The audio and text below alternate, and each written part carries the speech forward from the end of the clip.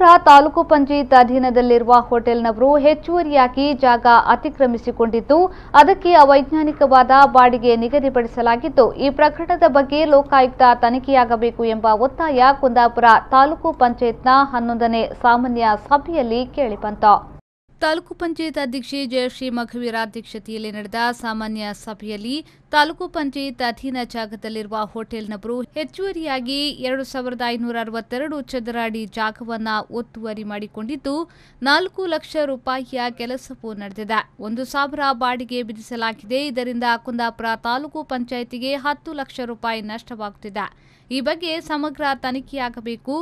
ಇದಕ್ಕೆ ಸಂಬಂಧಪಟ್ಟಂತೆ ತಾಲೂಕು ಪಂಚಾಯತಿಗೆ ವಿರುದ್ಧವಾಗಿ ಕೆಲಸ ಮಾಡಿದ ಜನಪ್ರತಿನಿಧಿಗಳು ಹಾಗೂ ಅಧಿಕಾರಿಗಳ ಬಗ್ಗೆ ಲೋಕಾಯುಕ್ತ ತನಿಖೆಯಾಗಬೇಕು ಎಂದು ಸದಸ್ಯ ಮಹೇಂದ್ರ ಪೂಜಾರಿ ಒತ್ತಾಯಿಸಿದರು.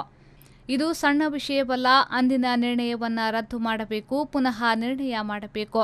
ಇದರಲ್ಲಿ ಬಾಕಿಯಾದವರ ಮೇಲೆ ಕ್ರಮ ಕೈಗೊಳ್ಳಬೇಕು ಎಂದರು. 1280 ಸ್ಕ್ವೇರ್ ಫೀಟ್ ನಾವು ಟೆಂಡರ್ ಮಾಡಿದವಾಗ 31,000 ಬಾಡಿಗೆ ಅಧ್ಯಕ್ಷರೇ 31,000 ಬಾಡಿಗೆ ನಿಗದಿಯಾಗಿತ್ತು. 2,562 ಸ್ಕ್ವೇರ್ ಫೀಟ್ ಅತಿಕ್ರಮಣ ಮಾಡಿಕೊಂಡವಾಗ ಖಾಲಿ ಜಾಗ ಸಮೇತ ನಮ್ಮದು ಗೋದಾಮು ಕಟ್ಟಡ ಇದ್ದಿತ್ತು. ಗೋದಾಮು ಕಟ್ಟಡವನ್ನು ಸಹ ಅವರು ಎಕ್ವೈರ್ ಮಾಡ್ಕೊಂಡಿದ್ದಾರೆ.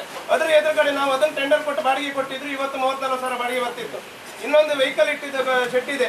ಆ ಶೆಡ್ಗೆ ಎದುರುಗಡೆ ಅವರು ಕಟ್ಕೊಂಡು ನಮಗೆ ಅದ್ರ ಸಹ ಅದನ್ನು ಎಲ್ಲ ಮಾಡಲಿಲ್ಲ. ಆ ನಷ್ಟ ಸಹ ತಾಲೂಕು ಪಂಚಾಯತ್ ನಷ್ಟವನ್ನು ಅವರೇ ಭರಿಸಬೇಕಾಗ್ತದೆ.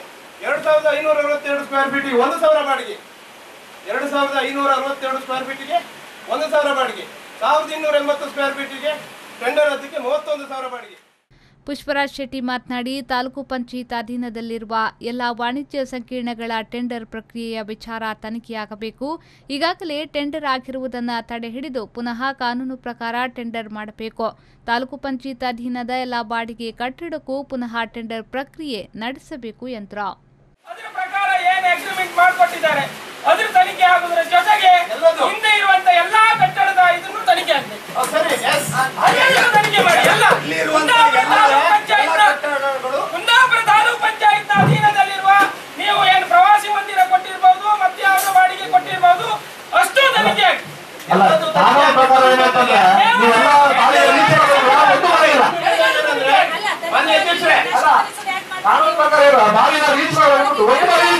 ಮಾನ್ಯ ಮಹೇಂದ್ರ ಪೂಜಾರಿ ಹೇಳಿದ್ದಾರೆ ಎಲ್ಲದನ್ನು ತನಿಖೆ ಮಾಡಿ.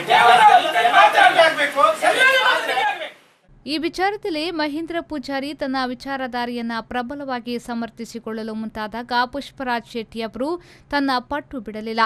ರಾಜು ದೇವಾಡಿಗ ಮಾತನಾಡಿ, ತ್ರಾಸಿಯಲ್ಲಿರುವ ಐಬಿ ಇವತ್ತು ಸರ್ವನಾಶವಾಗಿದೆ. ಅಲ್ಲಿ ಎಷ್ಟು ಬಾಡಿಗೆ ಬಾಕಿ ಇದೆ, ಈ ಬಗ್ಗೆ ತಾಲೂಕು ಪಂಚಾಯತ್ ಅಧಿಕಾರಿಗಳು ಗಮನ ಹರಿಸಬೇಕು ಎಂದರು.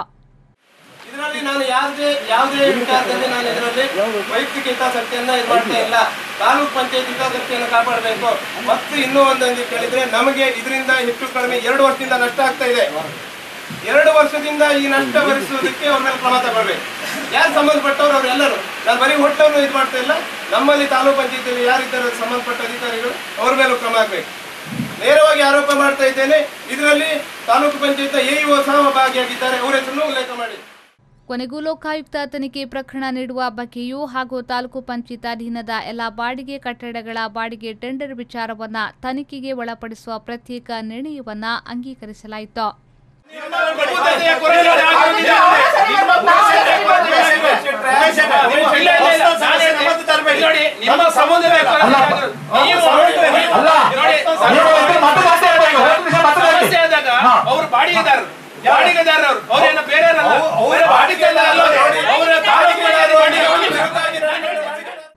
Harish ಕಣ್ತುಂಗ, V4 News 24/7 Kundapura.